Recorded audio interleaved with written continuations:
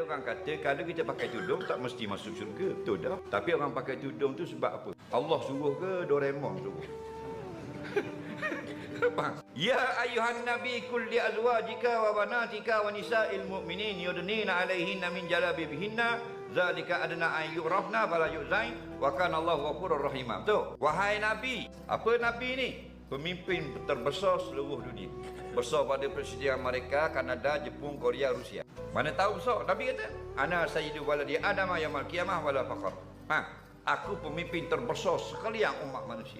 Daripada kiamat sampai dunia, kata ulama. Tapi Allah kata, Nabi, kul, mu kena suruh li azwajika, bagi isteri-isterimu, wa banatika, puteri-puterimu, anak-anak perempuanmu, wa nisa'il mu'minin, dan perempuan-perempuan orang beriman. Bini kita kan?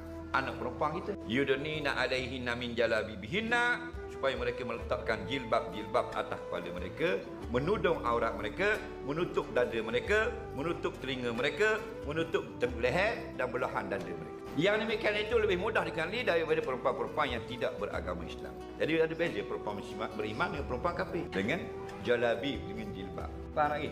Pakai jilbab. Jadi pakai jilbab tu tutup aurat ke tujuan apa? Ke nak macam ni? Tutup aurat. Apa makna aurat? Ma yajibu satruhu. Faham? Anggota badan yang wajib tutup. Maknanya kalaulah dikata tutup aurat tak mesti masuk syurga. Betul. Tapi kalau tak tutup aurat, apa Nabi kata? Masuk syurga ke masuk neraka? Masuk neraka. Itu kita bimbang. Tak mestinya orang tutup aurat masuk syurga. Betul tak? Tapi bila dia tutup juga kerana Allah yang suruh. Bila dia taat pada Allah, Nabi pula suruh, dia taat, maka dia dapat syurga.